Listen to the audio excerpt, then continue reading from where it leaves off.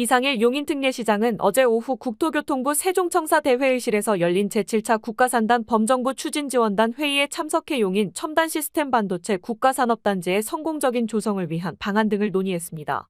이날 진연한 국토교통부 1차관 주재로 열린 회의에는 이상일 용인특례시장, 박상돈 천안시장 등 국가산업단지 조성이 진행 중인 12곳의 지방자치단체장 또는 부단체장과 기획재정부, 농림축산식품부, 산업통상자원부, 환경부, 한국토지주택공사 관계자가 참석했습니다. 이 시장은 용인특례시 처인구 이동 남사읍 첨단 시스템 반도체 국가산업단지 조성과 관련해 땅과 건물 등을 수용당할 주민과 기업에 대한 보상 절차가 원활하게 진행되기 위해서는 주민에 대한 양도소득세 감면, 기업의 법인세 감면, 정책자금 지원 등 각종 지원이 이루어져야 한다고 강조했습니다.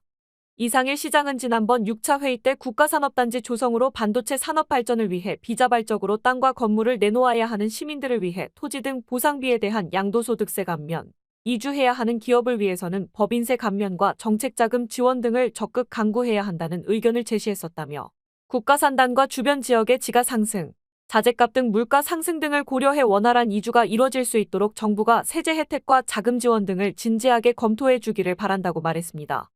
특히 이 시장은 경기 남부광역철도 사업의 경제적 타당성이 용역 결과 매우 높게 나왔음을 설명하고 이 사업과 경기도가 국토교통부에 우선순위 1에서 3위로 제출한 GTX 플러스 세계 철도 사업의 경제적 타당성, 합리성 등을 정확히 비교 평가해달라고 요청했습니다.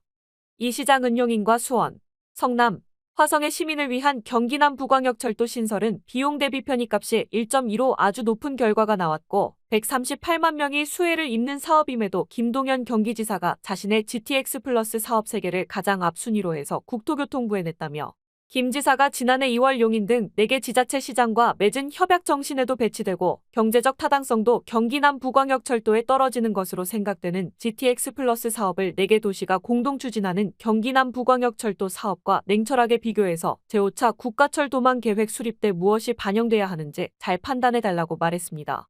그러면서 이 시장은 용인 국가산단을 관통하는 국도 45호선을 4차로에서 8차로로 확장하는 사업은 정부의 예비타당성 조사 면제로 3년 이상 사업이 빨라지게 되어서 국토교통부와 기획재정부에 감사한 마음이라고 말했습니다. 이에 국토교통부 관계자는 회의에서 이상일 시장이 제안한 양도소득세 법인세 감면은 국토교통부도 문제의 공감에 관련 부서와 협의하고 있다고 했다. 또 철도교통망 확충 방안인 경강선 연장, 경기남 부광역철도, 분당선 기흥역 연장 사업도 교통망 확충도 필요하다고 판단해 내부에서도 관계 부처와 협의 중이라고 답했습니다. 팍스경제TV였습니다.